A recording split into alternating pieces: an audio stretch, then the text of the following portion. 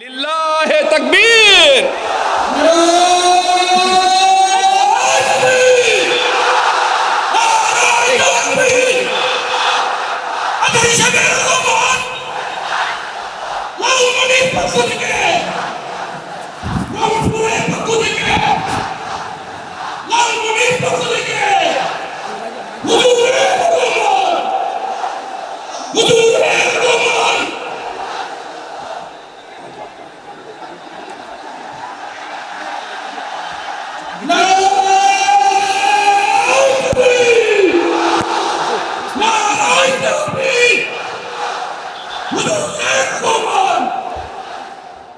সকল প্রশংসার মালিককে, সকল ক্ষমতার উৎসকে।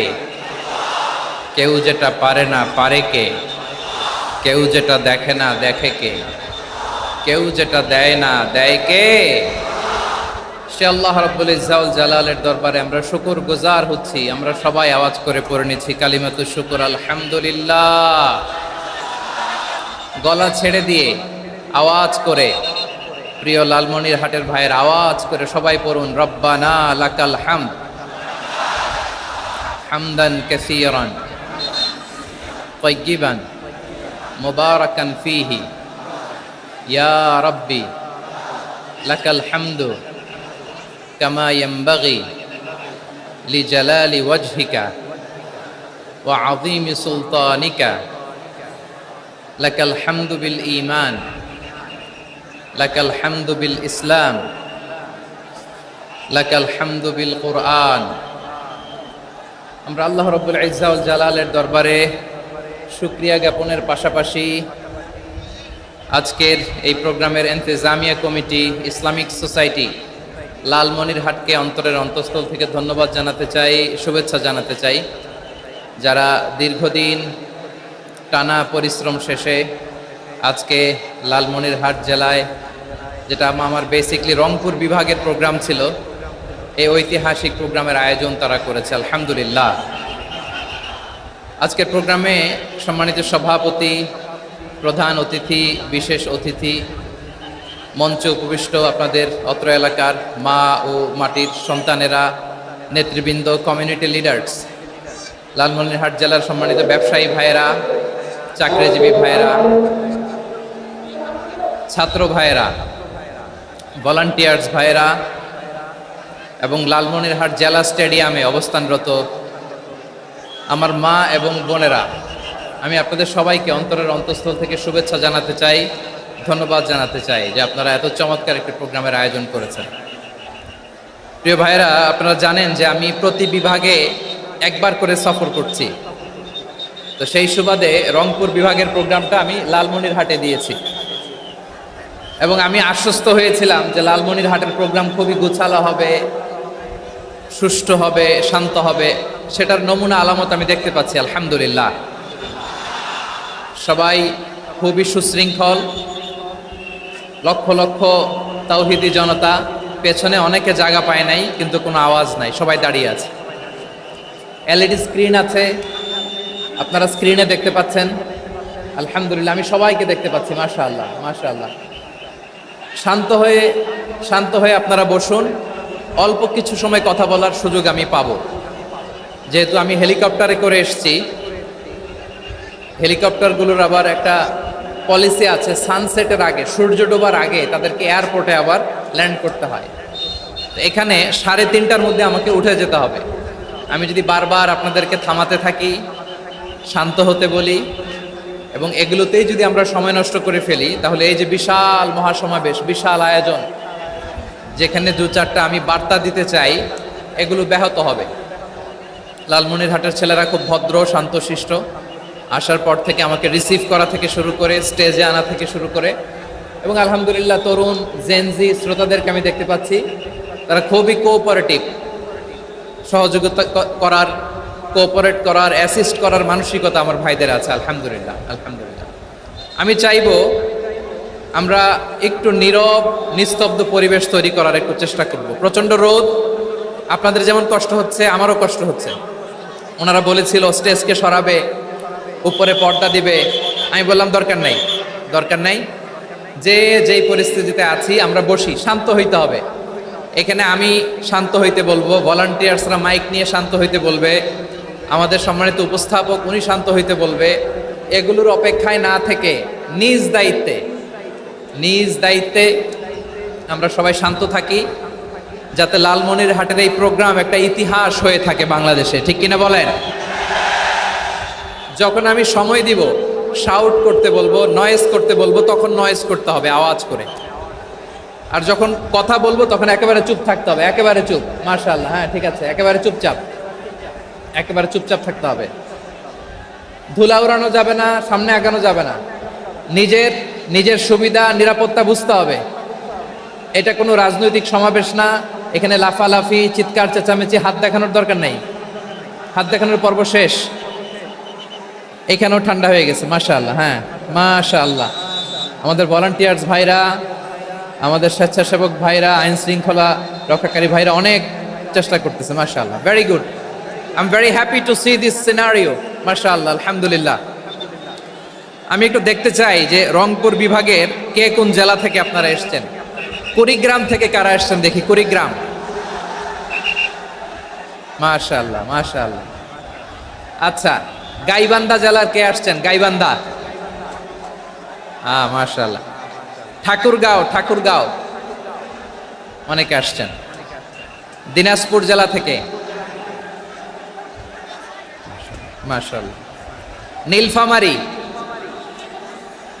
ঠিক আছে, ফি আমানিল্লাহ। পঞ্চগড় অনেক আসছে। রংপুর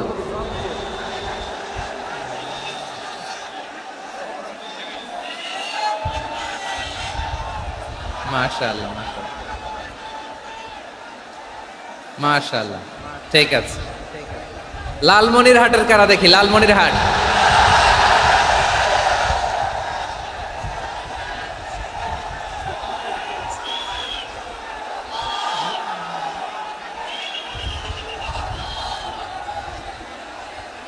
মাশাআল্লাহ মাশাআল্লাহ মাশাআল্লাহ।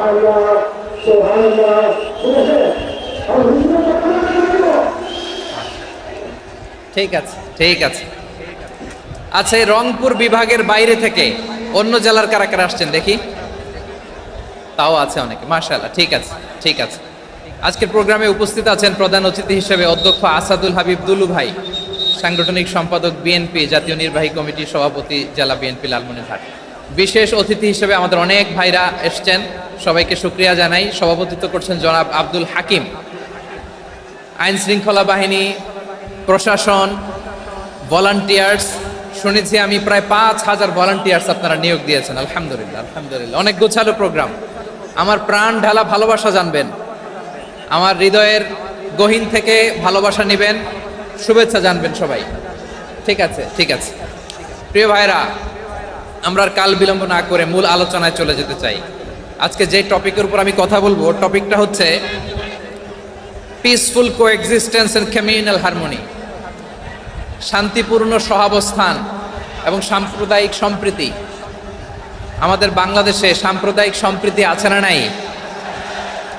আবহমান কাল থেকে আমরা মুসলিম, হিন্দু, বৌদ্ধ, খ্রিস্টান, পাহাড়ি, নৃগোষ্ঠী মিলেমিশে একাকার, আমরা সবাই মিলে বাংলাদেশ।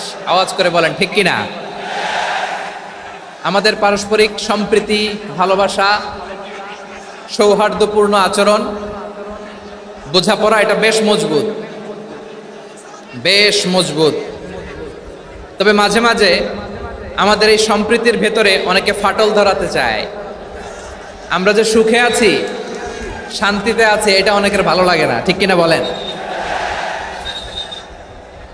আমাদের মধ্যে সাম্প্রদায়িক সম্প্রীতি, সৌহার্দ্যপূর্ণ আচরণ, ভালোবাসা, এটা আবহমান কাল ধরে আছে।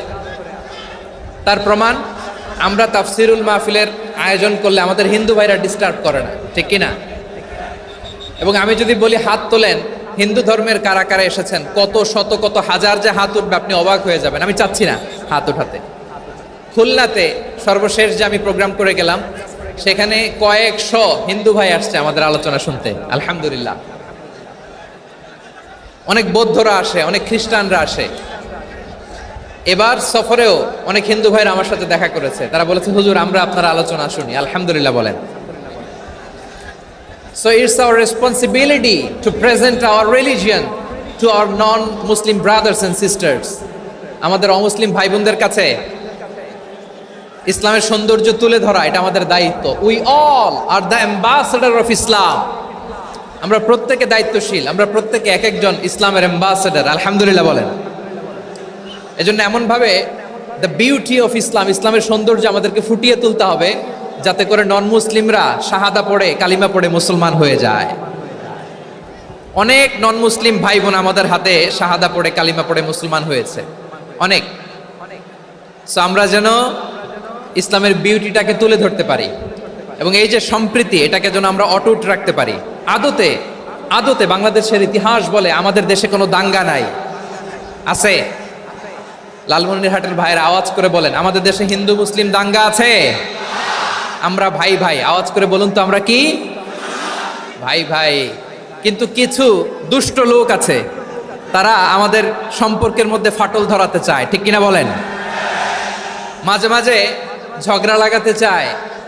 দেখবেন পত্রপত্রিকায় দেখা যায় বিভিন্ন ধর্মীয় উপাসনালয়গুলোতে হামলা চালানো হয়, এগুলো রাজনৈতিক উদ্দেশ্য প্রণোদিত, এগুলোর সাথে ইসলামের কোনো সম্পর্ক নাই।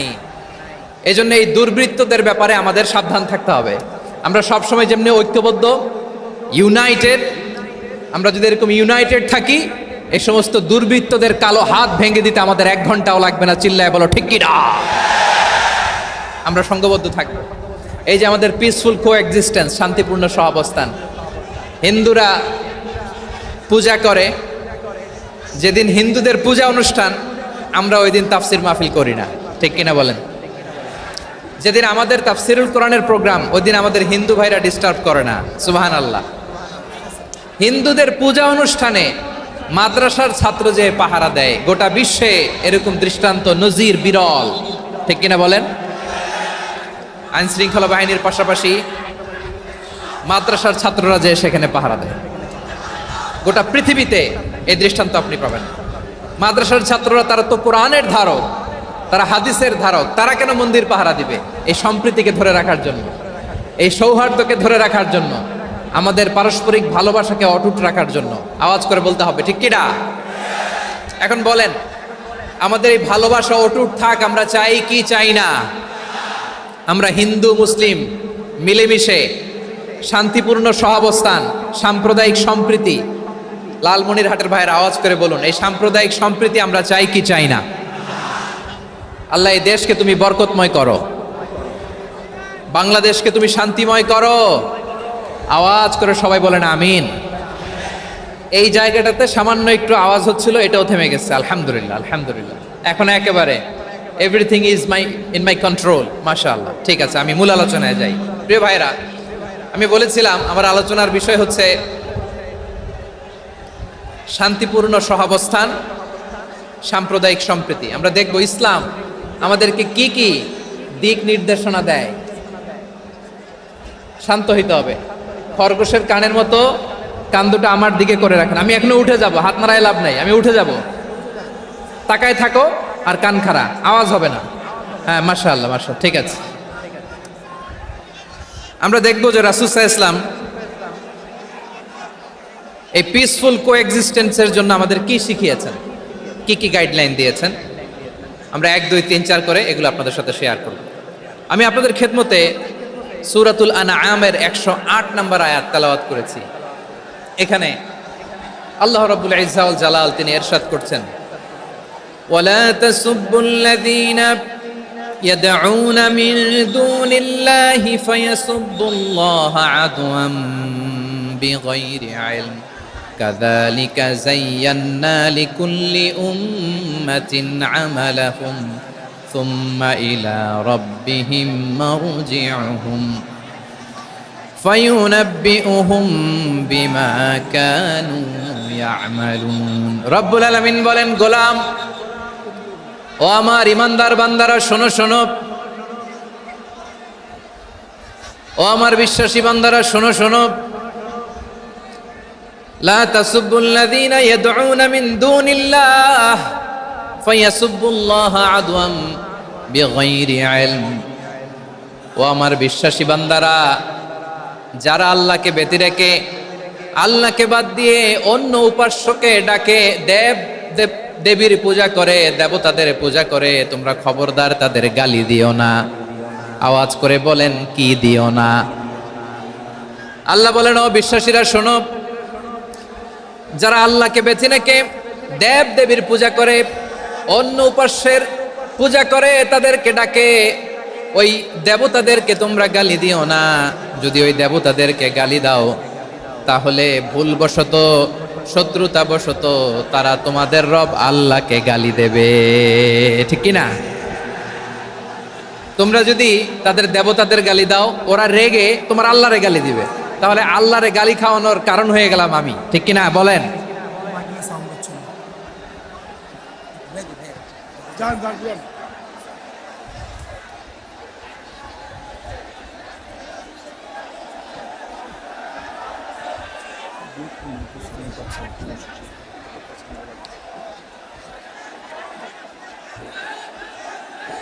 সম্মানিত ভাইয়েরা, এত বিশাল প্রোগ্রাম, মাইকের একটা সেটআপ থাকে, তারগুলো অনেক সময় নড়ে যায়, ধাক্কা ধাক্কিতে ডিসপ্লেস হয়, একটু ঝামেলা হবে।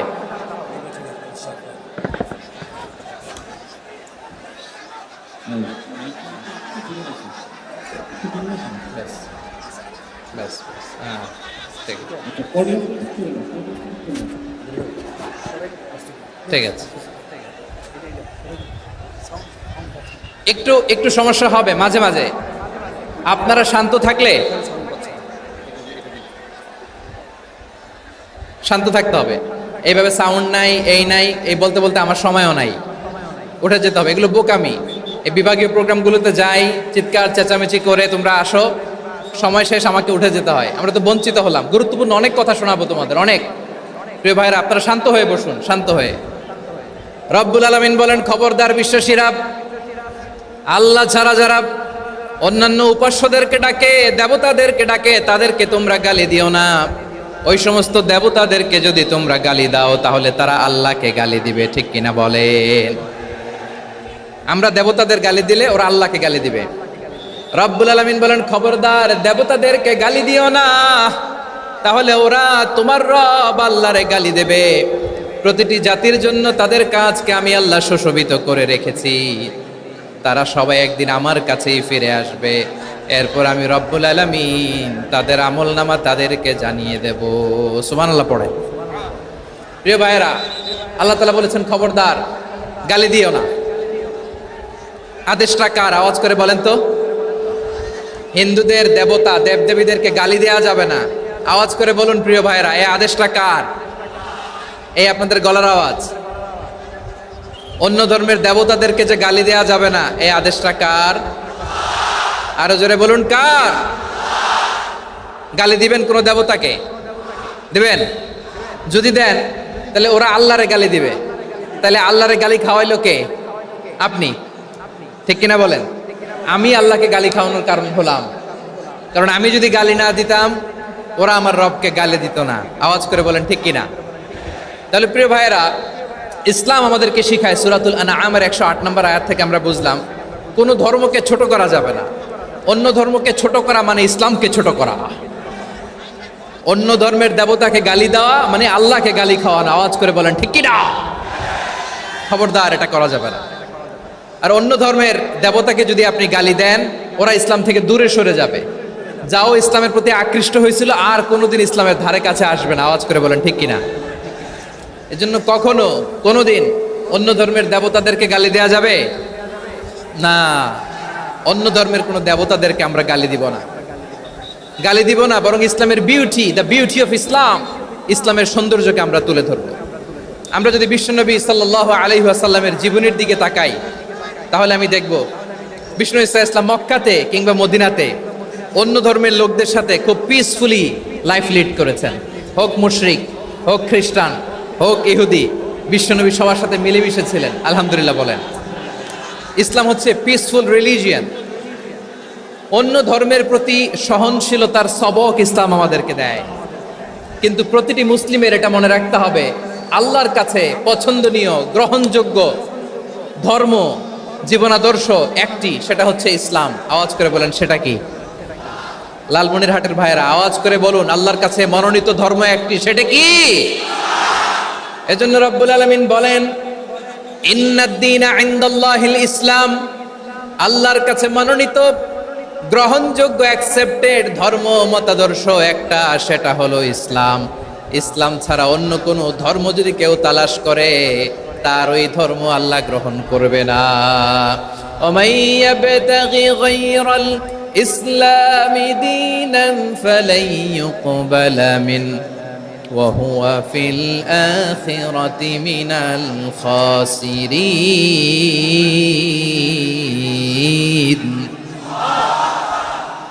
Whoever seek anything except Islam, that won't be accepted from him, and he will be loser in the day of judgment. কিয়ামতের দিন ইসলাম ছাড়া কেউ যদি অন্য কোনো ধর্ম তালাশ করেছে দুনিয়াতে, তার এই মতাদর্শ গ্রহণ করা হবে না, and he will be loser, সে হবে লুজার, ক্ষতিগ্রস্ত। হাই হাই কোম্পানির ম্যানেজার, ওর আমও শেষ, সালাও শেষ। আওয়াজ করে বলেন ঠিক কি না?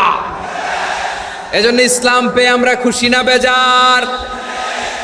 প্রত্যেক নামাজ শেষে আমরা আল্লাহরে বলি, আল্লাহ রাদিতু বিল্লাহি রাব্বা ওয়া বিল ইসলামি দীনা ওয়া বি মুহাম্মাদিন নাবিয়ান ওয়া রাসূলা। ও আল্লাহ, তোমারে রব হিসেবে পেয়ে আমরা খুশি। ও আল্লাহ, ইসলামকে ধর্ম হিসেবে পেয়ে আমরা খুশি। বিশ্বনবীকে আমাদের রাসূল পেয়ে আমরা খুশি। ঠিক কিনা বলেন? ইসলাম ছাড়া অন্য কোনো ধর্ম আমরা গ্রহণ করব না। ঠিক কিনা বলেন? আল্লাহর কাছে অ্যাকসেপ্টেড রিলিজিয়ান একটা, সেটা ইসলাম। তো বিশ্বনবী সাল্লাল্লাহু আলাইহি ওয়াসাল্লাম মক্কাতে কিংবা মদিনাতে খুব পিসফুলি এক্সিস্ট করেছেন, যে কোনো ধর্মের সাথে মিলেমিশে চলেছেন। তার প্রমাণ আমরা যদি রাসূল সাল্লাল্লাহু আলাইহি ওয়াসাল্লামের বায়োগ্রাফির দিকে তাকাই, তাহলে দেখব তিনি মুশরিকদের সাথে পিস ট্রিটি করেছেন, শান্তি চুক্তি, পিস ট্রিটি, পিস এগ্রিমেন্ট। আপনারা হুদাইবিয়ার সন্ধির নাম শুনেছেন? আমার লালমনিরহাটের কলিজার টুকরা ভাইয়েরা, হুদাইবিয়ার সন্ধির নাম আপনারা শোনেন নাই? ষষ্ঠ হিজরিতে বিষ্ণু ঈসা ইসলাম মুশরিকদের সাথে এই ট্রিটি করেছেন, চুক্তি। কাদের সাথে? মুশরিকদের সাথে। আমরা তো মুসলমান বসতে পারি না, আমরা দুই মুসলিম ভাই একসাথে বসে চা খেতে পারি না, গল্প করতে পারি না। বিষ্ণু ঈসা ইসলাম মুশরিকদের সাথে ট্রিটি করেছেন, হুদাইবিয়ার সন্ধি। এই সন্ধির আগে মক্কা থেকে কেউ মদিনায় যেতে পারে না, মদিনা থেকে কেউ মক্কায় যেতে পারে না। কিন্তু এই সন্ধির পরে ট্রাফিক স্বাভাবিক হয়ে গেল। মক্কার লোকেরা মদিনায় আসতে পারে, মদিনার লোকেরা মক্কায় আসতে পারে। এটাকে বলে সুলহে হুদাইবিয়া, the peace agreement of Hudaibiya, শান্তি চুক্তি। আমরা পৃথিবীতে এখন অনেক শান্তি চুক্তির নাম শুনি, এগুলো সব the piece treaty of Hudaibiya থেকে কপি করা। আল্লাহু আকবার। তাহলে বিশ্বনবী সাল্লাল্লাহু আলাইহি সাল্লাম তিনি যে শান্তিপূর্ণ সহাবস্থানে বিশ্বাসী ছিলেন, মুসলমানেরা যে অন্য ধর্মের প্রতি সহনশীল, তার প্রমাণ হচ্ছে এই পিস ট্রিটি। শুধু তাই নয়, মাইকের সাউন্ডটা একটু বাড়াই দিতে হবে, খুব দুর্বল, একটু মজবুত করতে হবে, আর একটু ক্লিন করতে হবে, আর সবগুলা জায়গায় সাউন্ড যাচ্ছে কিনা একটু ক্রস চেক করতে হবে। হ্যাঁ, পাবেন দিচ্ছে mike operator, is trying his level best, দিচ্ছে। মাইক অপারেটর যিনি আছেন, প্রতিটি জায়গায় প্রতিটি সাউন্ড বক্সে যেন আওয়াজ পাওয়া যায়, একটু ক্রস চেক করেন, সাউন্ডটাকে একটু স্ট্রং করে দেন। হ্যাঁ, ঠিক আছে, মাশাআল্লাহ। এদিকে তাকান, এদিকে। মক্কার পার্ট গেল, পিস এগ্রিমেন্ট করলেন, শান্তি চুক্তি। বিষ্ণু ঈসা ইসলাম মদিনায় যে কি করলেন? মদিনায় যে বিষ্ণু ঈসা ইসলাম মদিনা চার্টার করলেন, মদিনা সনদ, সাহিফাতুল মদিনা, এটার বলে মদিনা চার্টার। যে ওয়েস্টে, ইউরোপে, আমেরিকাতে তারা অনেক চার্টার করে, এই সব চার্টার মদিনা চার্টার থেকে কপি করা। আওয়াজ করে পড়েন সুবহানাল্লাহ। বিষ্ণু ঈসা ইসলাম মদিনায় গেলেন, মদিনাতে মুসলিম, মুশরিক, ইয়াহুদি, এই তিন ধর্মের লোক মিলে সব স্টেক হোল্ডার যারা আছে সবাইকে নিয়ে বিষ্ণু ঈসা ইসলাম মদিনা চার্টার করলেন, মদিনা সনদ। পড়েন সুবহানাল্লাহ। শুধু তাই নয়, মক্কাতে বিশ্বনবী পিস এগ্রিমেন্ট করলেন, শান্তি চুক্তি মুশরিকদের সাথে। মদিনাতে যে বিশ্বনবী মদিনা চার্টার করলেন, মদিনা সনদ করলেন ইহুদিদের সাথে। আবার মদিনাতে বিশ্বনবী ইহুদিদের সাথে পিস ডায়ালগ করলেন, ইন্টারফেথ ডায়ালগ করলেন, আন্তধর্মীয় সংলাপ করলেন, যেই সংলাপের মূল ভিত্তি ছিল তাওহীদ। মূল ভিত্তি ছিল কি? তাওহীদ। বিশ্বনবী ইহুদিদেরকে ডাকলেন, আহ্বান করলেন, কুল ইয়া আহলাল কিতাবি তাআলাউ ইলা কালিমাতিন সাওয়াইম বাইনানা ওয়া বাইনাকুম আল্লা না'বুদা ইল্লাল্লাহ ওয়া লা নুশরিকা বিহি শাইআন ওয়া লা ইয়াত্তাখিযা বা'দুনা বা'দান আরবাবাম মিন দুনিল্লাহ فإن تولوا فقولوا اشهدوا بأننا مسلمون সুবহানাল্লাহ পড়েন। বিশ্বনবী মদিনার ইহুদিদের ডেকে বললেন, ও ইহুদিরা শোনো শোনো, আসো এমন একটা আদর্শের প্রশ্নে আমরা একত্রিত হই যে আদর্শের প্রচার তোমাদের নবীরাও করেছে, আমিও করি, যে আদর্শের কথা তোমাদের পবিত্র ধর্মগ্রন্থগুলোতে আছে, আমার কোরআনেও আছে, সেটা হলো তাওহীদ। আমরা এক আল্লাহ ছাড়া কারো ইবাদত করব না, আল্লাহর সাথে কাউরে শরীক করব না, আল্লাহ ছাড়া কাউরে রব মানব না। পড়েন সুবহানাল্লাহ। তাহলে আমার প্রিয় লালমনিরহাটের ভাইরা, মদিনাতে যেয়ে তিনি মদিনা চার্টার করলেন, মদিনা সনদ, পিস ডায়ালগ করলেন, শান্তির সংলাপ, ইন্টারফেথ ডায়ালগ করলেন, আন্তধর্মীয় সংলাপ, যার ভিত্তি ছিল তাওহীদ। সুবহানাল্লাহ পড়েন। তাহলে অন্য ধর্মের প্রতি সব সময় ইসলাম সহনশীল, টলারেন্স। যদি আপনি দেখতে চান ইসলামের নবী বিশ্ব নবীর দিকে তাকান, ঠিক কিনা বলেন? আমরা তো সংখ্যালঘুদের রাইটস প্রোটেক্ট করার জন্য কত আইন বানাই, কত বৈঠক করি, কত সংবাদ সম্মেলন করি। বিষ্ণু সাল্লাল্লাহু আলাইহি ওয়াসাল্লাম সংখ্যালঘুদের রাইটসের ব্যাপারে, অধিকারের ব্যাপারে যে কথা বলেছেন, শুনলে আপনি অবাক হয়ে যাবেন।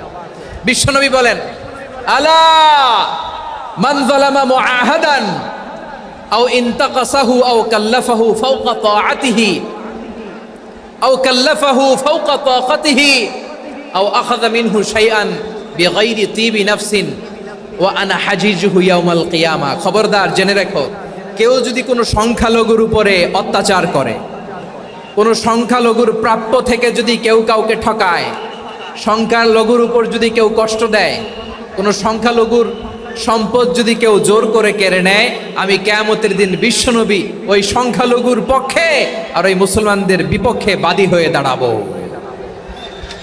সুবহানাল্লাহ বলতে পারলেন না? আল্লাহু আকবার। আপনি নামাজি, আপনি মুসল্লি, আপনি হাজী সাহেব, তাহাজ্জুদ পড়তে পড়তে কপালে দাগ ফেলে দিছেন, আপনার প্রতিবেশী হিন্দু, ভাবছেন আমার তো পাওয়ার আছে, ওর জমিটা দখল করি। বিশ্বনবী বলেন, কিয়ামতের দিন ওই হিন্দুর পক্ষে তোর বিরুদ্ধে আমি বাদী হয়ে দাঁড়াবো। পৃথিবীর কোন ধর্মে এরকম স্টেটমেন্ট পাবেন? পাবেন? আপনি ভাবছেন আপনি নামাজ পড়লে হাজী সাহেব কপালে দাগ ফেলায় দিলে আপনি সেলসেলায় জান্নাতে চলে যাবেন না? খবরদার। বিশ্বনবী বলেন, কোন সংখ্যালঘুর উপর যদি কেউ আক্রমণ করে, তার প্রাপ্য তাকে না দিয়ে যদি তাকে ঠকায়, তার উপর জুলুম করে, তার সম্পদ যদি কেড়ে নেয়, আমি নবী, তুমি মুসলিম হইতে পারো, মুসল্লি হইতে পারো, তার পক্ষে তোমার বিপক্ষে আল্লাহর দরবারে বাদী হয়ে দাঁড়াবো। আচ্ছা লালমনিরহাটের ভাইরা, কথা বুঝতে পারলে আওয়াজ করে উত্তর দেন। বিশ্বনবী যদি কারো বিপক্ষে দাঁড়ায় কিয়ামতের দিন, আই রিপিট, আমি আবারও বলছি, বিশ্বনবী যদি কিয়ামতের দিন কারো বিপক্ষে দাঁড়ায়, ও তো সেলসেলায়া জান্নাতি, তাই না? জান্নাতি না? যে নবীর সুপারিশ ছাড়া জান্নাতের গেটও দেখা যাবে না, ওই নবী যদি বলে তোর বিপক্ষে আমি বাদী হয়ে দাঁড়াবো, ওই জান্নাতে আর ঢোকার কোনো সুযোগ আমাদের থাকবে? এখানেই শেষ না আমার প্রিয় লালমনিরহাটের ভাইয়েরা, এখানেই শেষ নয়। বিশ্বনবী বলেন, মান কাতালা মুআহাদান, বুখারীর বর্ণনা, মান কাতালা মুআহাদান লাম ইয়ারাহ রাইহাতাল জান্নাহ। কেউ যদি, কোনো মুসলিম যদি অন্যায়ভাবে কোনো সংখ্যালঘুকে হত্যা করে, কোনো হিন্দুকে হত্যা করে, কোনো বৌদ্ধরে হত্যা করে, অন্যায়ভাবে কোনো মুসলিম যদি কোনো সংখ্যালঘুরে হত্যা করে, জান্নাতে যাওয়া তো দূরের কথা, ওই মুসলিম জান্নাতের ঘ্রাণও পাবে না। সেই বুখারীর বর্ণনা, মান খাতালা মুআহাদান লাম ইয়ারাহ রাইহাতাল জান্নাহ ওয়া ইন্না রিহাহা লা ইউজাদু মিন মাসিরাতি 40 আমা, যে জান্নাতের ঘ্রাণ 40 বছর দূরের রাস্তা থেকেই পাওয়া যায়। সুবহানাল্লাহ পড়েন। প্রিয় ভাইরা, এখান থেকে জান্নাতে পৌঁছতে লাগবে 40 বছর। এত দূর, কত বছর? সবাই বলেন কত বছর? এখান থেকে জান্নাতে পৌঁছতে লাগবে 40 বছর। এত দূরে থাকতেই জান্নাতের ঘ্রাণ আপনার নাকে এসে ধাক্কা মারবে। বিশ্বনবী বলেন, যে ব্যক্তি কোনো সংখ্যালঘুকে হত্যা করে জান্নাতের ঘ্রাণ তো পাবেই, জান্নাতে তো ঢুকতে পারবেই না, জান্নাতের ঘ্রাণও তার নাকে লাগবে না। পড়েন না আউযুবিল্লাহ। তাহলে সংখ্যালঘুদের ব্যাপারে ইসলামে অধিকার দেয়া আছে না নাই? লালমনিরহাটের ভাইয়ের আওয়াজ করে বলেন, আমার সংখ্যালঘু হিন্দু ভাইদের রাইটস, অধিকার আমাদের ইসলামে প্রোটেক্টেড আছে না নাই? এখানেই শেষ না। বিষ্ণু ইসলাম আপনার অমুসলিম প্রতিবেশীর সাথে ভালো আচরণ করতে বলেছে। আমাদের হয় না এটা মুসলিম পাড়া, ওটা বৌদ্ধ পাড়া, হয় না? অনেক সময় হয় না এটা আমাদের মুসলিম পাড়া, ওইটা হিন্দু পাড়া, এরকম আছে না নাই? লালমনিরহাটে নাই না? আছে? হিন্দু যদি আপনার প্রতিবেশী হয় কি করবেন? ওরে কষ্ট দিবেন নাকি? কেন? ও তো হিন্দু, ও তো আমার আল্লাহরে ডাকে না, ওরে কষ্ট দিলে জায়েজ হবে না? খবরদার। বিষ্ণু ইসলাম বলেন, মান কানা ইউমিনু বিল্লাহ ওয়াল ইয়াউমিল আখির ফালিউকরিম জারাহ, যে আল্লাহ বিশ্বাস করে আর আখিরাতে বিশ্বাস করে সেজন্য প্রতিবেশীর সাথে ভালো আচরণ করে। সুবহানাল্লাহ। কলিজা জুড়ায় যায় না আমার নবীর কথাগুলো শুনলে? যে আল্লাহ বিশ্বাস করে, যে আখিরাতে বিশ্বাস করে সেজন্য প্রতিবেশীর সাথে ভালো আচরণ করে। এখানে বলছে মুসলিম প্রতিবেশী বলছে, নামাজি প্রতিবেশী বলছে, আল্লাহওয়ালা প্রতিবেশী বলছে না। প্রতিবেশী আস্তিক হোক নাস্তিক হোক, প্রতিবেশী মুমিন হোক মুশরিক হোক, প্রতিবেশী হইলেই তার সাথে ভালো আচরণের দরকার আছে না নাই? আমার প্রিয় লালমনিরহাটের ভাইয়েরা, বিষ্ণু ইসলাম ওনার ইহুদি প্রতিবেশীদের দেখাশোনা করতেন। আওয়াজ না শোনা যাক, আমারও তো দেখা যায়, আমারও তো দেখা যায়। তাকায় থাকেন, তাকায় থাকলে সওয়াব হবে। কোরআনের কথা যেখান থেকে হয় এদিকে তাকায় থাকলেই বরকত। তাকায় থাকেন। জি জি, মাইক, আমি তার মাইক ঠিক করতে আসি না এদিকে, এই মাইক ঠিক করব, ওই মাইক ঠিক করব, ওদিকে পাইলট বলবে হুজুর চলে আসেন। জি বসুন, বসুন, মাশাআল্লাহ। হ্যাঁ, খুব শান্ত, ঠিক আছে। পুলিশ ভাইরা না খেয়ে দিনরাত আপনারা যাতে সুশৃঙ্খল একটা প্রোগ্রাম উপহার পান এটাই চেষ্টা করতেছে, আপনাদেরকে কষ্ট দিতে আসে নাই। একটু একটু সহযোগিতা করেন। জি মাশাআল্লাহ। হ্যাঁ ঠিক আছে। আমার প্রিয় ভাইরা, প্রতিবেশী আস্তিক হোক নাস্তিক হোক, মুসলিম হোক হিন্দু হোক, তার সাথে ভালো আচরণ করতে হবে। বিষ্ণু ইসলাম ওনার ইহুদি প্রতিবেশীর বাসায় যেতেন। কোন প্রতিবেশী? ইহুদি। আওয়াজ করে বলেন কোন প্রতিবেশী? ইহুদি।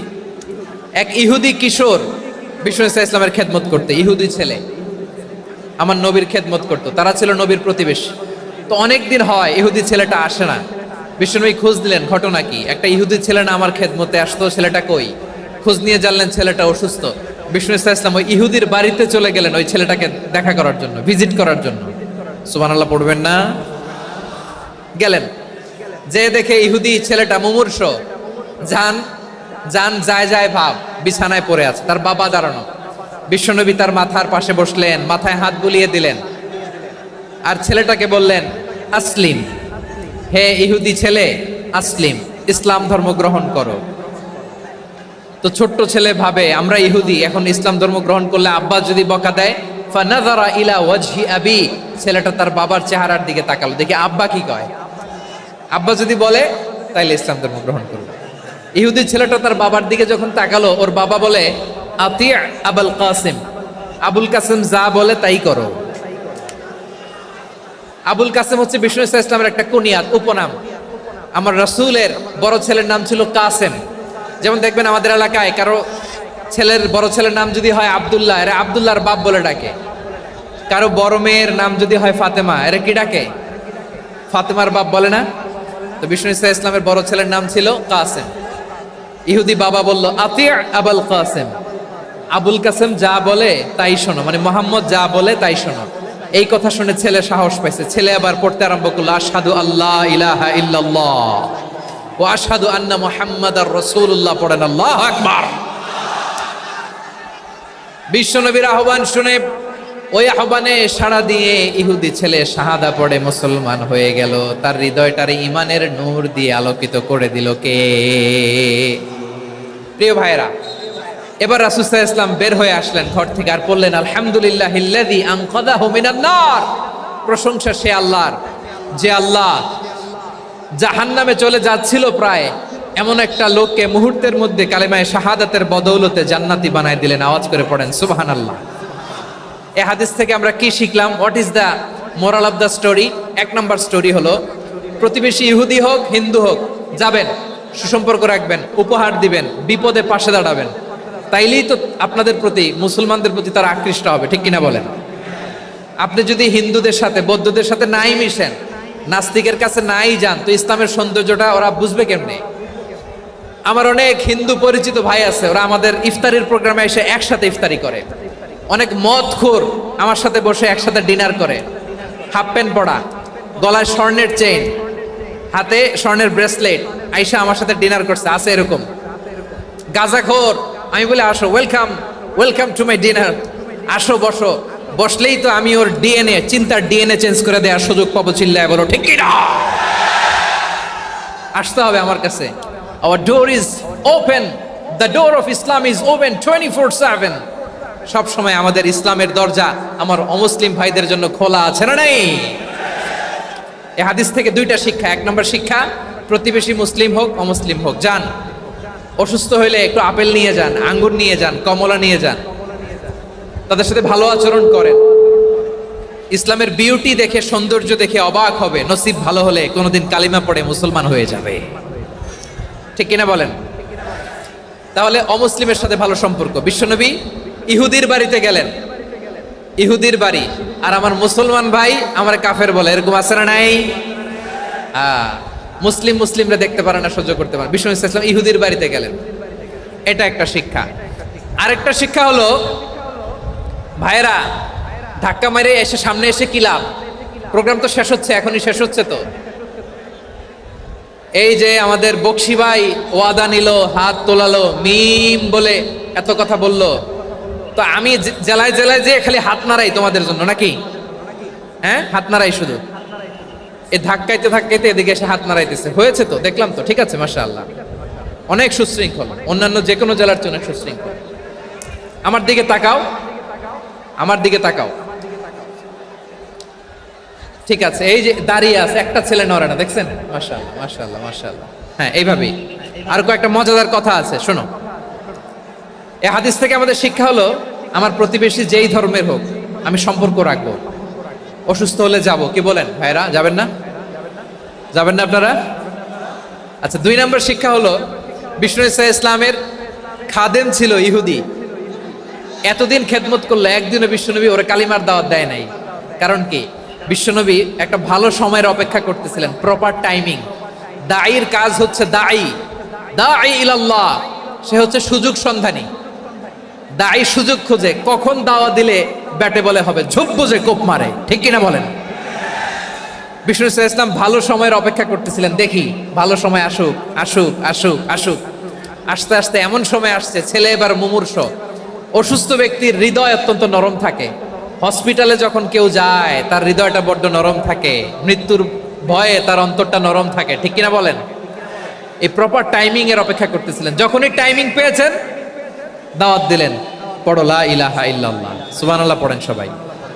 তাহলে ইসলাম অমুসলিম প্রতিবেশীর সাথে ভালো আচরণ করতে বলে। ইসলাম অমুসলিম মাতা পিতার সাথেও ভালো আচরণ করতে বলে। মাতা পিতা যদি অমুসলিম হয়, তারে ফেলে দিতে পারবেন? পারবেন? আমার লালমনিরহাটের ভাইয়েরা, অনেক হিন্দু ছেলে আমাদের হাতে শাহাদা পড়ে মুসলিম হয়, কিন্তু ওর মা মুসলমান হয় নাই, বাবাও হয় নাই, এরকম আছে না নাই?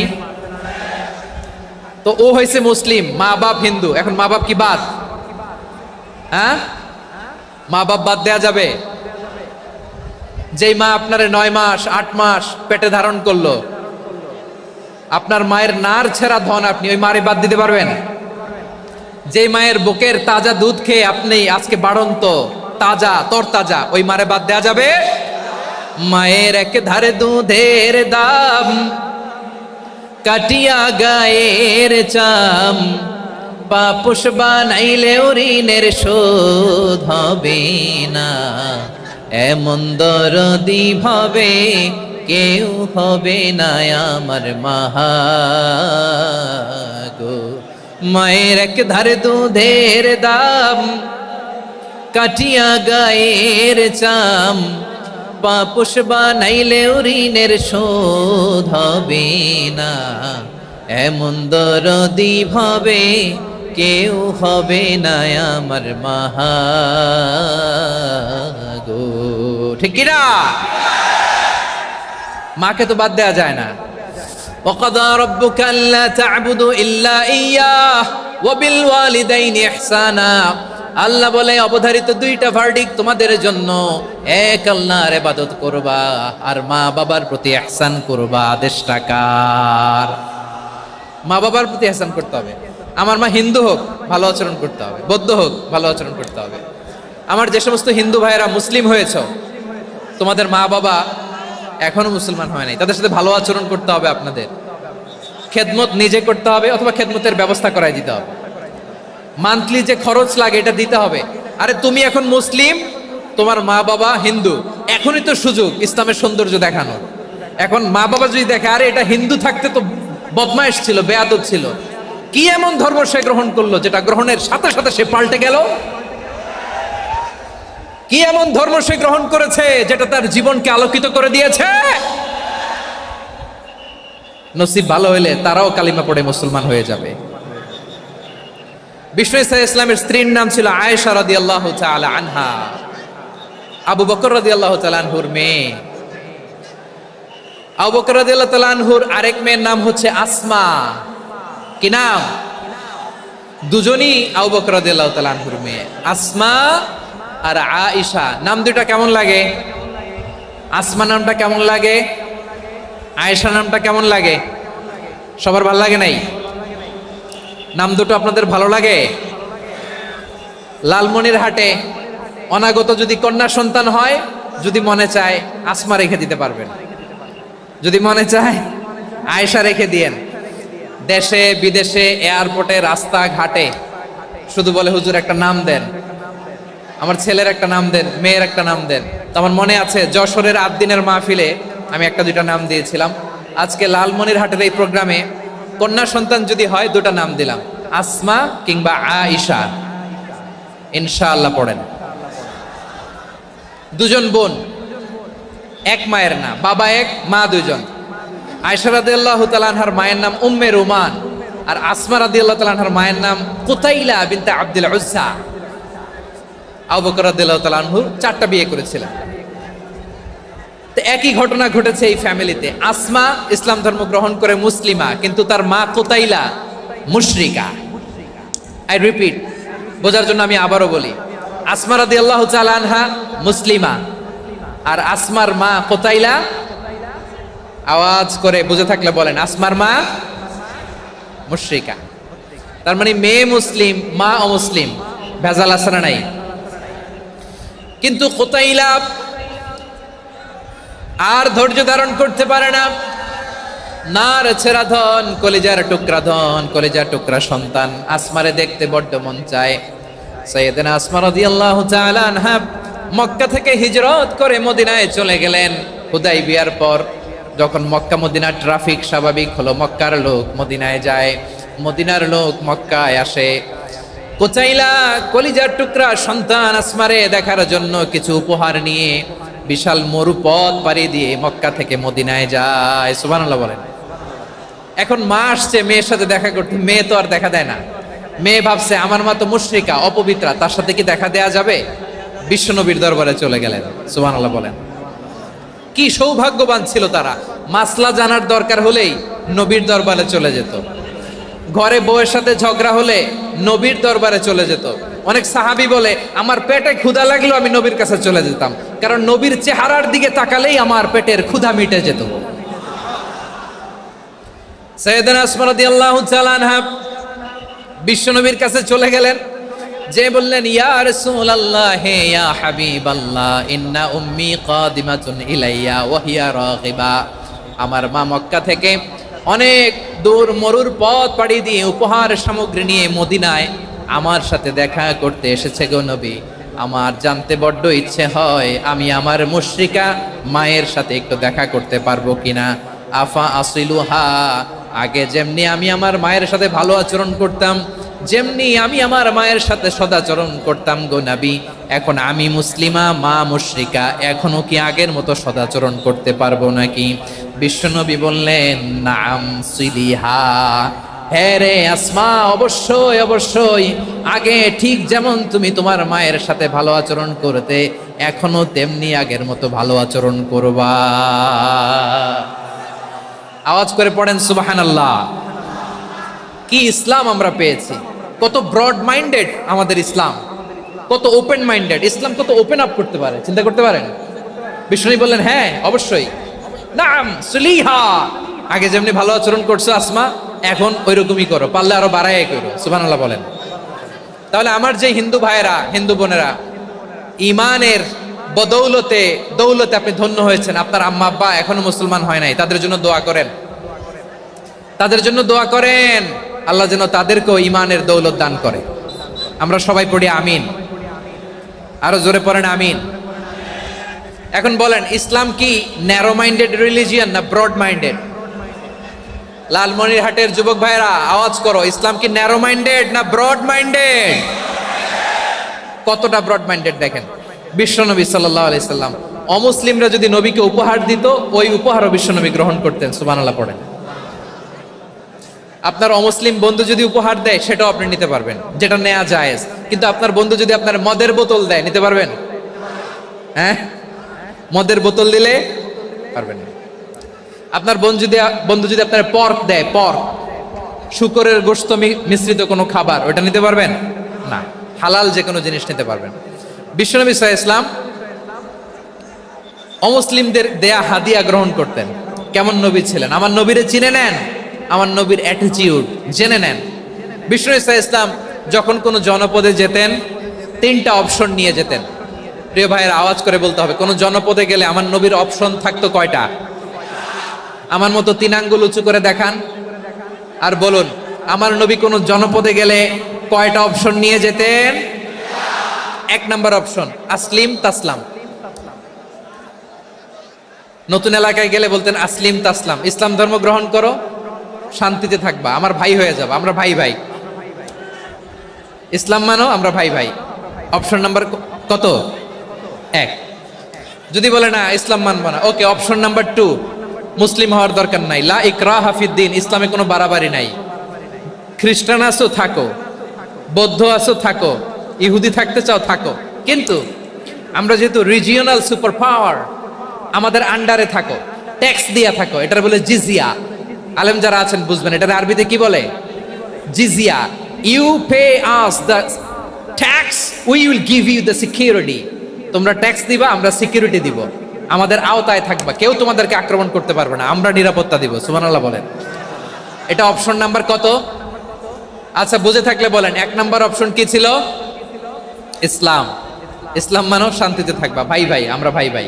অপশন নাম্বার 2, ট্যাক্স দাও, আমরা নিরাপত্তা দিব, মুসলিম হওয়া লাগবে না। এখন 1 নাম্বারও মানে না, 2 নাম্বারও মানে না, মুসলিম হবো না, ভালো, খ্রিস্টান থাকো, ট্যাক্স দাও, আমরা সিকিউরিটি দিব না, এইটাও মানি না। বিষ্ণু বলেন, তাহলে তলোয়ার আমাদের আর তোমাদের মাঝে ফয়সালা করবে। মুসলিমও হব না, ট্যাক্স দিবা, নিরাপত্তা দিব, আমরা সুপার পাওয়ার, আমাদের আন্ডারে থাকবে, এইটাও না। তাহলে তোমাদেরকে তো আমরা বিশ্বাস করতে পারি না, কখন না কখন বিশ্বাসঘাতকতা করো, কার সাথে মিলে হাত মিলাও, তলোয়ার আমাদের মাঝে ফয়সালা করবে। তখন তিনি জেহাদের সশস্ত্র সংগ্রামের ঘোষণা দিতেন। সুবহানাল্লাহ পড়েন। দেখেন, পশ্চিমারা জেহাদকে এইভাবে চিত্রায়িত করে না। ওরা জেহাদ বলতে বুঝায় তলোয়ার, হাত কাটো, গলা কাটো, না, জেহাদ সশস্ত্র সংগ্রাম 3 নম্বরে।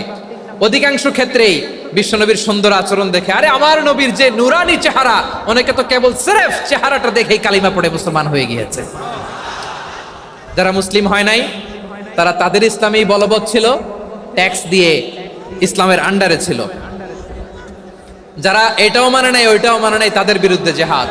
বিষ্ণু ইসলাম সপ্তম হিজরিতে যখন খায়বার বিজয়ের পরে ইসলাম রিজিওনাল সুপার পাওয়ার হিসেবে আত্মপ্রকাশ করলো, বিশ্বনবী চিঠি লিখলেন অন্যান্য সুপার পাওয়ারের কাছে, রাষ্ট্রীয় চিঠি লেখে এক রাষ্ট্রপ্রধান আরেক রাষ্ট্রপ্রধানের কাছে, ঠিক কিনা বলেন? জানেন না আপনারা? এই যে 24-এর ছাত্র নাগরিক অভ্যুত্থানে, এই অভ্যুত্থান যখন শুরু হয় আমি তখন সাউথ আফ্রিকাতে একটা স্ট্যাটাস দিয়েছিলাম, কোটা নয় গোটা দেশ সংস্কার করা লাগবে। শুধু বাংলাদেশ নয়, সারা বিশ্বের বাংলা ভাষাভাষী লোকেরা এই আন্দোলনের সাথে সমর্থন তারা করেছে, এটাকে সাপোর্ট করেছে, তারা সমর্থন দিয়েছে।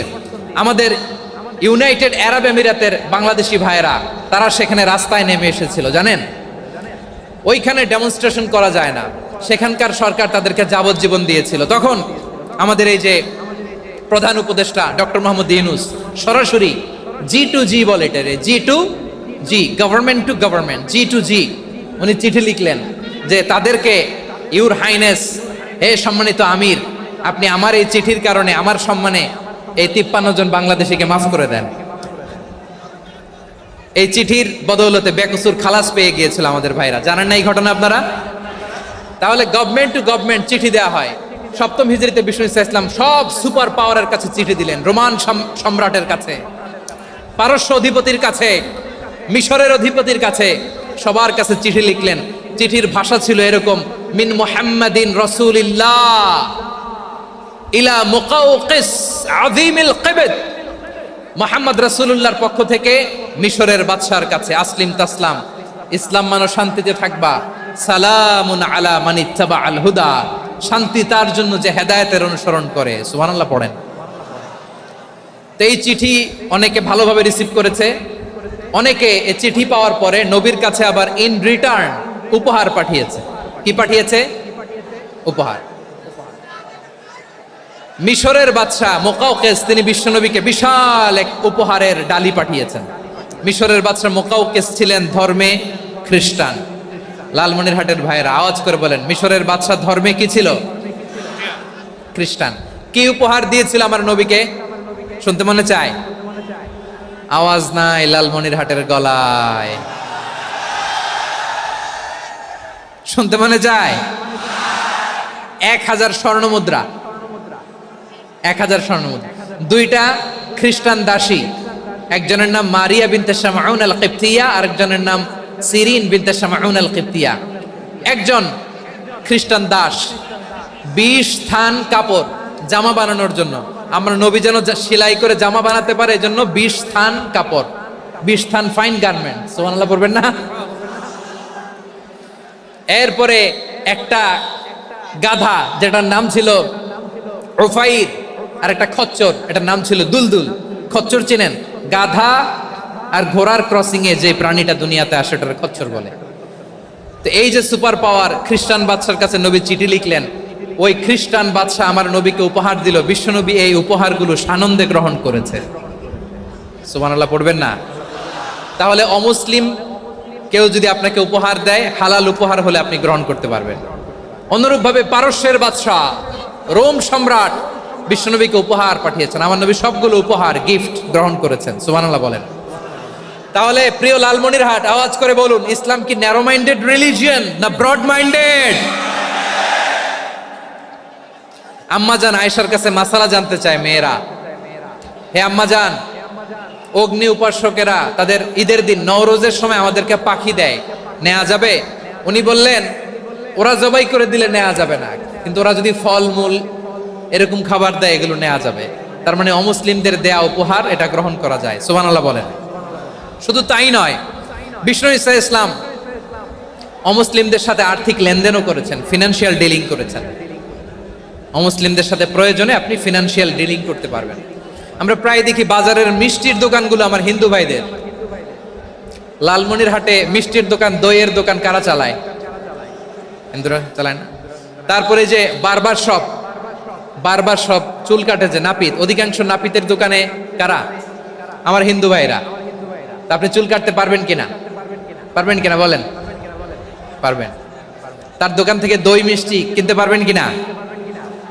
হ্যাঁ, আমার মুসলিম ভাইয়ের দোকান থাকলে ওইটারে আমি বেশি প্রায়োরিটি দিব, ঠিক কিনা? কিন্তু যদি তাদের সার্ভিস নিতে চান, প্রোডাক্ট নিতে চান, পারবেন। তার দলিল সহিহ বুখারী, আম্মা জান আয়েশা রাদিয়াল্লাহু তাআলা আনহা বলেন, ইশতারা রাসূলুল্লাহ সাল্লাল্লাহু আলাইহি ওয়াসাল্লাম মিন ইয়াহুদিয়িন তুআমান ওয়া রাহানাহু দিরআহু মিন হাদিদ। রাসূল সাল্লাল্লাহু আলাইহি ওয়াসাল্লাম এক ইহুদির কাছ থেকে, কার কাছ থেকে? সবাই বলে নাই, কার কাছ থেকে? আমার নবী, পেয়ারা নবী এক ইহুদির কাছ থেকে জব কিনেছিল, জব, বার্লি, যেটা দিয়ে রুটি বানায়। ওই জবের দাম দেওয়া টাকা পয়সা নবীর কাছে ছিল না, ফলে নবী ওনার একটা পোশাককে মর্গেজ রেখেছিলেন, মর্গেজ, বন্ধক, যে এখন এটার দাম দিতে পারবো না, কয়েক কেজি বার্লি নিয়ে যাই আর বন্ধক হিসেবে আমার জামাটা রেখে গেলাম, যেদিন দাম দিব ওই দিন জামাটা ছুটায় নিয়ে যাও। সুবহানাল্লাহ পড়বেন না? বাকিতে নিছিলেন, বাকিতে।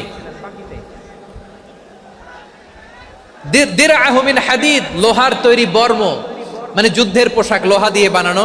বিশ্বনবী বললেন, কয়েক কেজি জব দাও, টাকাটা পরে দিব, এখন টাকা নাই, বন্ধক হিসেবে, মর্গেজ হিসেবে আমার জামা রেখে গেলাম, যখন টাকা দিব জামা ছুটায় নিব। আওয়াজ করে বলতে হবে সুবহানাল্লাহ। এ থেকে বোঝা গেল অমুসলিমদের সাথে ফিনান্সিয়াল ডিলিং করা যায়, অর্থনৈতিক লেনদেন করা যায়, কেনাবেচা করা যায়, প্রোডাক্ট কেনা যায়। এমনকি আমাদের মসজিদে নববীতে বারান্দায় আপনারা একটা অটোমেটিক ফ্লাইং আমব্রেলা দেখছেন? সূর্য যখন বাড়ে মসজিদে নববীর বারান্দায় ইয়ার্ডের মধ্যে অটোমেটিক্যালি কিছু আমব্রেলা আছে, সাঁ করে খুলে যায়, আর সূর্যের তাপ লাগে না। আবার সন্ধ্যাবেলায় এই আমব্রেলাগুলো ওরা ক্লোজ করে ফেলে, দেখেন নাই না? দেখছেন? এই মসজিদে নববীকে সর্বোচ্চ উন্নত মানের কনস্ট্রাকশন ইনফ্রাস্ট্রাকচারে ডেভেলপ করার জন্য কর্তৃপক্ষ কিছু অমুসলিম ইঞ্জিনিয়ারের, ডিজাইনারের সহায়তা নিয়েছিল। সুবহানাল্লাহ বলেন।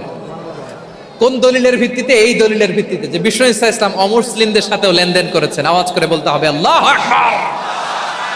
শুধু তাই নয়, ইন কেস অফ ইমার্জেন্সি, প্রয়োজনে ইসলামের খাতিরে, ইসলামকে সামনের দিকে এগিয়ে নিয়ে যাওয়ার জন্য অমুসলিমদের সাপোর্ট নেওয়া জায়েজ আছে। সুবহানাল্লাহ বলেন। অমুসলিমদের সাপোর্ট নেয়া, তাদের থেকে অর্থ নেয়া, পলিটিক্যাল সাপোর্ট, পলিটিক্যাল অ্যাসাইলাম নেওয়া জায়েজ আছে। আমাদের অনেক বিশ্ববরেণ্য দায়ীরা আমেরিকায় অস্থায়ীভাবে অ্যাসাইলাম নিয়ে থাকে, নিজের দেশে গেলে ফাঁসিতে ঝুলাই দিবে। যুগ যুগ ধরে দায়ীদের উপরে এরকম অত্যাচার আর নির্যাতন আছে না নাই? মিশরের অনেক দায়ীরা পাশ্চাত্যে যেয়ে থাকে, এই যে তারা পলিটিক্যাল অ্যাসাইলাম নিয়ে থাকে, রাজনৈতিক আশ্রয়, এটা জায়েজ আছে না?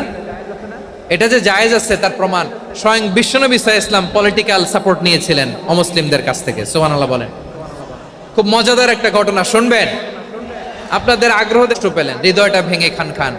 যিনি ঘরের ভেতরে বিশ্বনবীকে সান্ত্বনা দিতেন, ভালোবাসা দিতেন, বাইরে গেলে কুরাইশরা বকাঝকা করে, অত্যাচার করে, কিন্তু আম্মা জান খাদিজা রাদিয়াল্লাহু তাআলা আনহা ঘরটারে এমন শান্তির নীর বানায় রেখেছেন, এই ঘরের ভিতরে ঢুকলে বিশ্বনবীর কলিজাটা ঠান্ডা হয়ে যেত। এজন্য রব্বুল আলামিন বলেন, খাদিজা, ও আমার বান্দি খাদিজা, জান্নাতে এমন স্পেশাল একটা ঘর আমি তোমার জন্য রেডি করে রেখেছি। ওই ঘরের মধ্যে কোনো আওয়াজ নাই, ওই ঘরের মধ্যে কোনো নয়েজ নাই, ওই ঘরে কোনো বিশৃঙ্খলা নাই।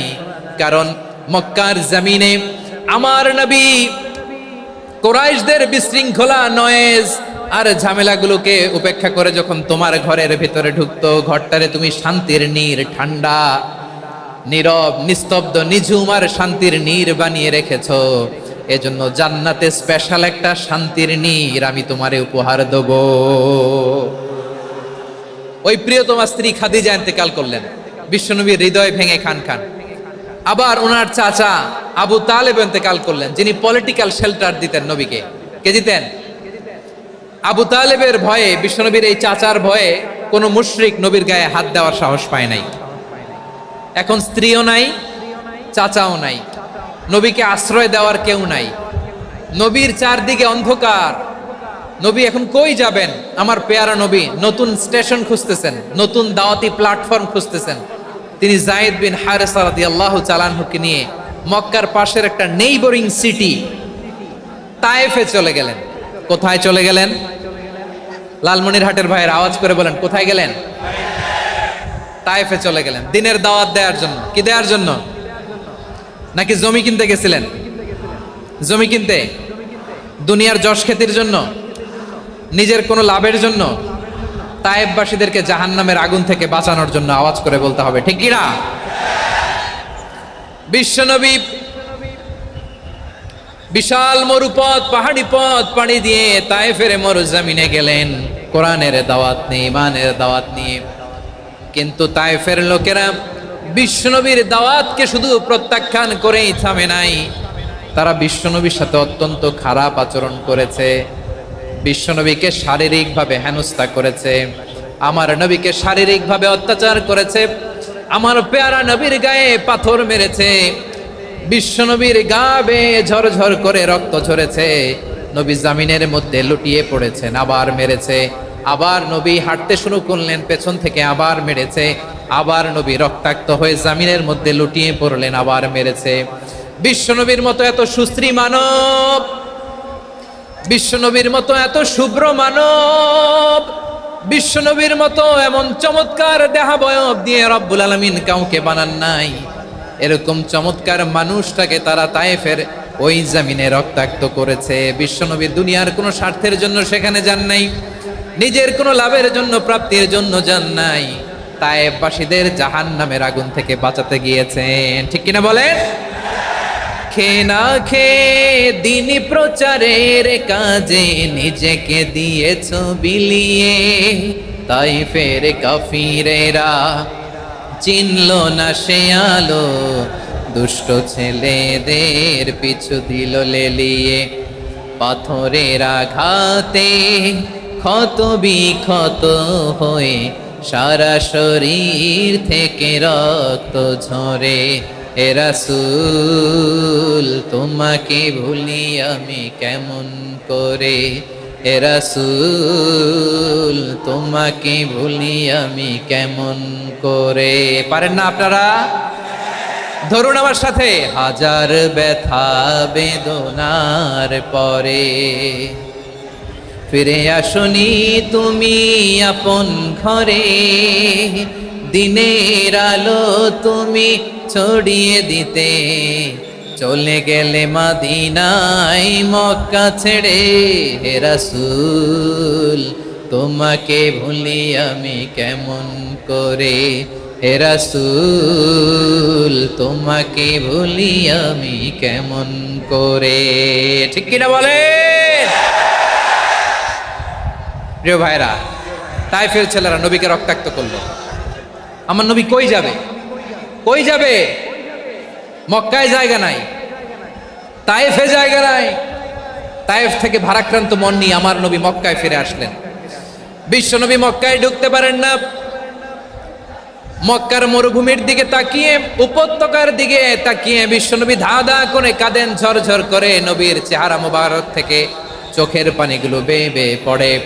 আমার জন্মস্থান, আমার শৈশব, কৈশোর, যৌবন কেটেছে এই মক্কায়, আমার এলাকায় আমি ঢুকতে পারি না। বিশ্বনবী মক্কার অনতি দূরে দাঁড়িয়ে জায়েদকে পাঠালেন, জায়েদ যাও দেখো কেউ আমাকে সাপোর্ট করার মতো আছে কিনা, যাও অমুকের কাছে যাও। জায়েদ গেলেন, তারাও প্রত্যাখ্যান করে ফিরিয়ে দেয়। বিশ্বনবী বললেন যাও অমুক লোকের কাছে যাও, তিনিও প্রত্যাখ্যান করে ফিরিয়ে দিলেন। কেউ বিশ্বনবীকে আশ্রয় দিতে রাজি হয় না। নিজ জন্মভূমিতে বিতাড়িত বিশ্বনবী, সর্বশেষ বিশ্বনবী বললেন যাও মুতঈম ইবনে আদির ঘরে যাও। মুতঈম ইবনে আদি মুশরিক, তার কাছে যাও। গেলেন, মুতঈম ইবনে আদি রাজি হয়ে গেল। সুবহানাল্লাহ বলেন। দেখেন, অনেক বিপদের সময়ও আমি নিজে সাক্ষী, সামাজিকভাবে, রাজনৈতিকভাবে কত ঝঞ্ঝা, কত ষড়যন্ত্র, কত কনস্পাইরেসি পাড়ি দিয়ে আমাদেরকে সামনে এগিয়ে যেতে হয়। এই শত্রুদের ভেতরেও একজনকে দাঁড় করিয়ে দেয় যে আল্লাহর কোরআনের জন্য রেডি হয়ে যায়। পড়েন সুবহানাল্লাহ।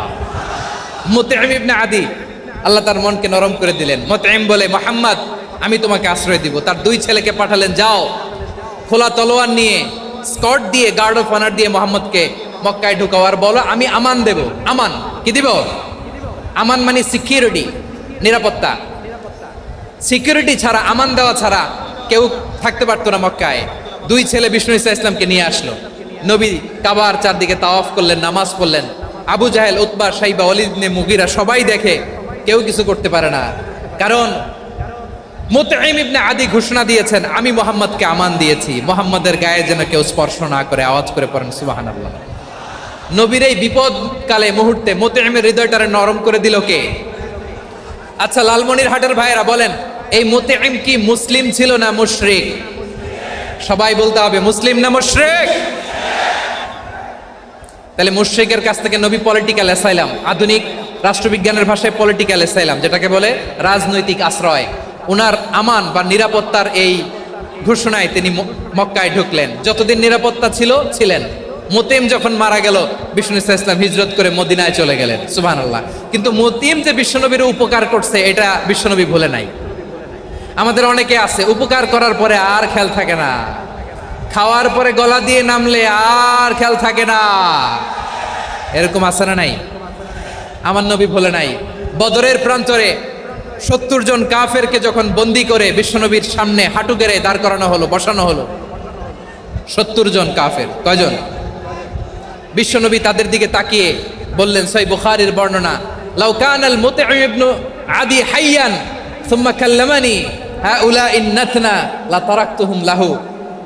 বদরের প্রান্তরে 70 জন বন্দি কাফিরের দিকে তাকিয়ে আমার নবী বললেন, আজকে মুতঈম ইবনে আদি যদি বেঁচে থাকতো আর তোমাদের 70 জনের ব্যাপারে যদি মুতঈম এক বাক্যে একটা সুপারিশ করত, তার সম্মানে আজকে তোদের সবাইকে আমি মাফ করে দিতাম।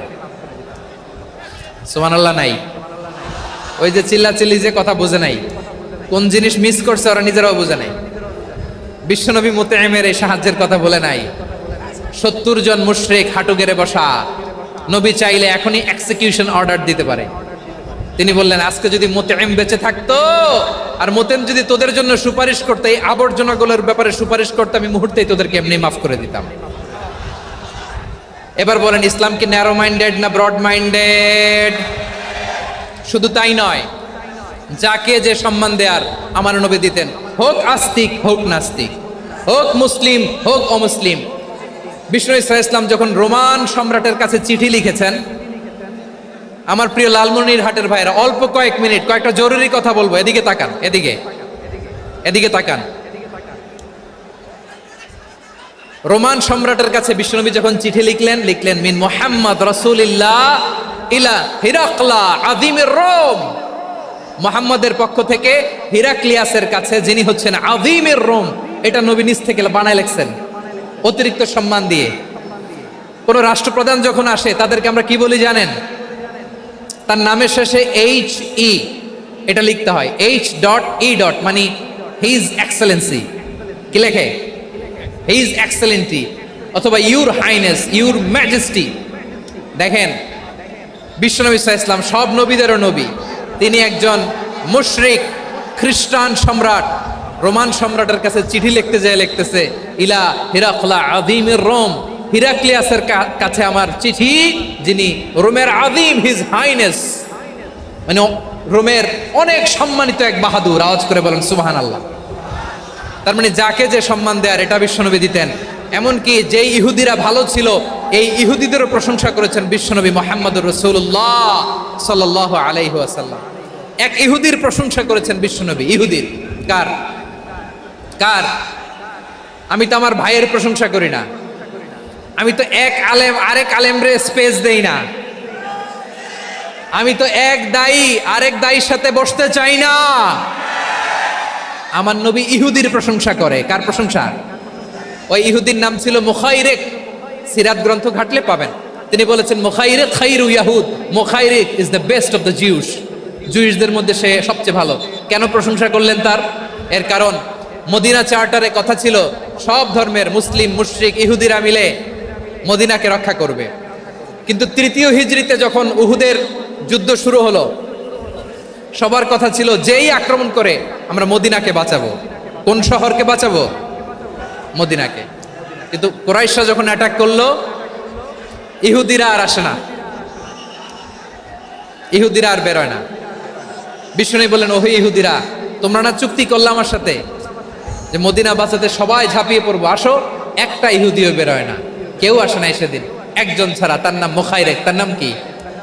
মুখাইরেক বাহাদুরের মতো ঘোড়সাওয়ার হয়ে বেরিয়ে গেলেন। এবং বললেন, গোটা ইহুদি সাম্রাজ্যের একজনও যদি না আসে, আমি মুখাইরেককে কেউ ঘরে আটকে রাখতে পারবে না। বেরিয়ে আসলেন, এসে বললেন, আমি মুহাম্মদের পক্ষে যুদ্ধ করব। আমি মারা গেলে আমার সম্পদ আমার উত্তরাধিকারীরা পাবে না, আমার সম্পদ তোমরা মুহাম্মদকে দিয়ে দিবা। সুবহানাল্লাহ বলেন। উহুদের ময়দানে 70 জন মুসলমান শহীদ হলো। এই ইহুদি সেও মুসলমানের পক্ষে যুদ্ধ করে নিহত হলো। সুবহানাল্লাহ বলেন। মুসলিমদের লাশ যখন নিয়ে আসা হলো, এই মুখাইরিকের লাশও নিয়ে আসা হলো। মুসলিমদের লাশের পাশে মুখাইরিকের লাশ দেখে বিশ্বনবী মুখাইরিকের প্রতি অনেক খুশি হলেন।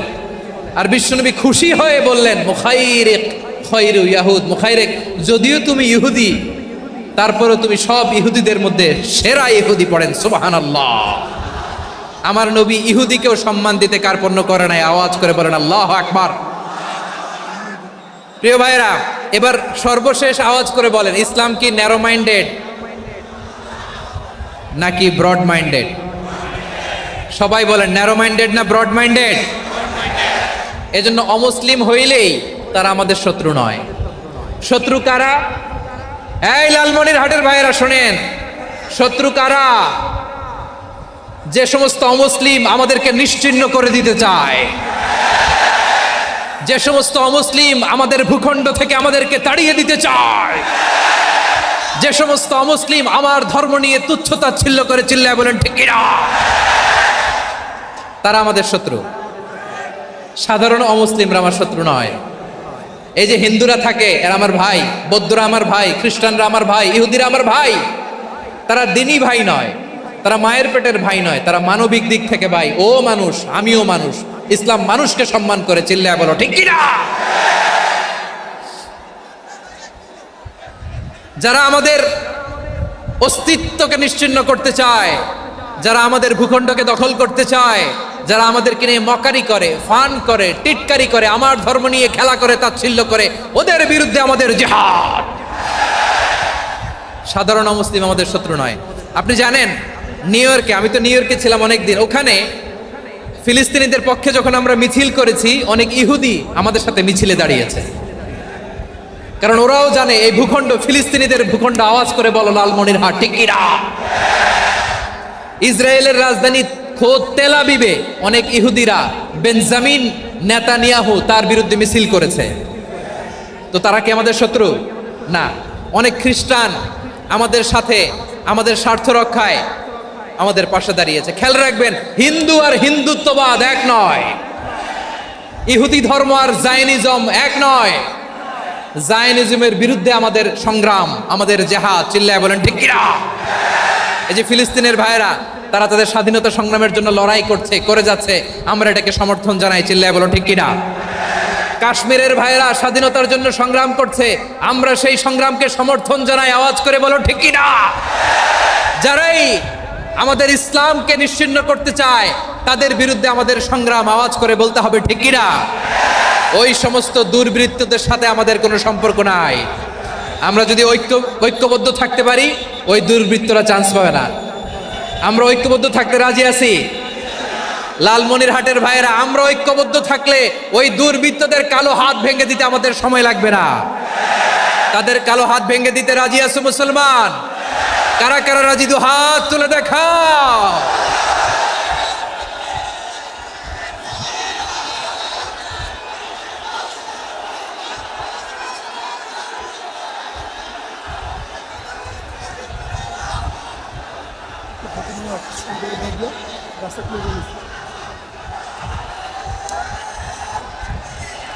আমার প্রাণ প্রিয় লালমনিরহাটের ভাইয়েরা, শত্রু কাফের আর অশত্রু কাফেরের মধ্যে পার্থক্য আছে না নাই? আবু তালেবও মুশরিক, আবু জাহেলও মুশরিক, কিন্তু দুই মুশরিকে পার্থক্য আছে না নাই? আবু তালেব নবীর চাচা, মুশরিক, মারা গিয়েছে মুশরিক অবস্থায়, কিন্তু আজীবন আমার নবীকে আগলে রেখেছে, আমার নবীকে সাপোর্ট করেছে, ভালোবেসেছে। আবু জাহেলও মুশরিক, মারা গিয়েছেও মুশরিক হিসেবে, আজীবন আমার নবীর বিরুদ্ধাচারণ করেছে। আবু জাহেলের শক্তি, সামর্থ্য, স্ট্র্যাটেজি, প্ল্যান সব আমার নবীর বিরুদ্ধে ছিল। এই আবু জাহেলের কারণে একটা দিন শান্তিতে আমার নবী মক্কায় ঘুমাতে পারে নাই, চিল্লায় বলেন ঠিক কিনা। এজন্য রব্বুল আলামিন বলেন, لا ينهاكم الله عن الذين لم يقاتلوكم في الدين ولم يخرجوكم من دياركم أن تبروهم وتقسطوا إليهم إن الله يحب المقسطين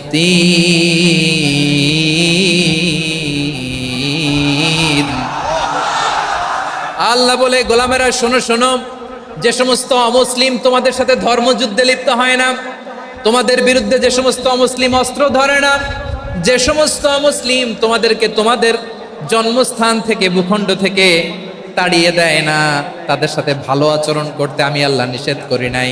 তাদের সাথে সদাচরণে কোনো নিষেধাজ্ঞা নাই, বরং তাদের সাথে সদাচরণ করো, এটাই আমি আল্লাহ চাই। তাহলে আমার যে অমুসলিমরা আমাদের সাথে শত্রুতা করে না, তুচ্ছতাচ্ছিল্য করে না, আমাদের ভূমি থেকে আমাদেরকে উচ্ছেদ করতে চায় না, আমাদের বিরুদ্ধে অস্ত্র ধরে না, ওই অমুসলিম ভাইদের সাথে আমাদের কোনো দ্বন্দ্ব আছে? কোনো বিরোধ আছে? বরং আছে ভালোবাসা। বরং আছে কি? এই ভালোবাসা দিয়ে আমরা বিশ্ব জয় করব। রাজি আছো মুসলমান? আমাদের পুঁজি ভালোবাসা। আমাদের পুঁজি কি?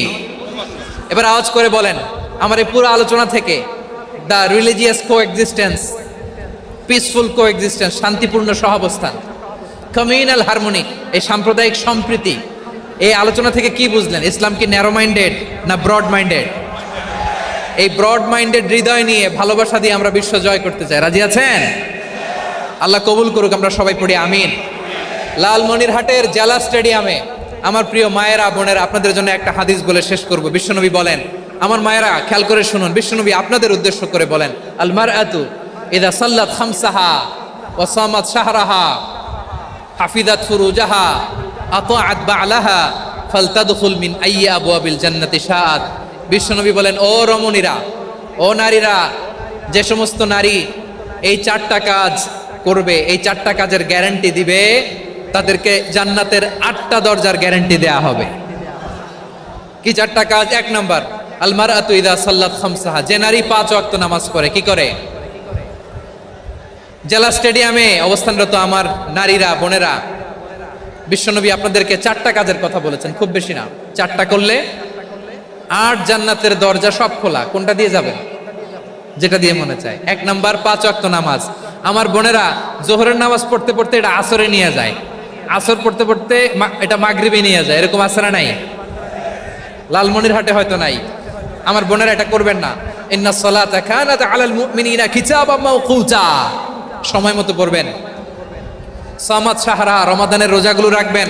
হাফিজাত ফুরুজাহা, যে নারী তার চরিত্রকে হেফাজত করে, তার প্রাইভেট হেফাজত করে, তার লজ্জাস্থান হেফাজত করে।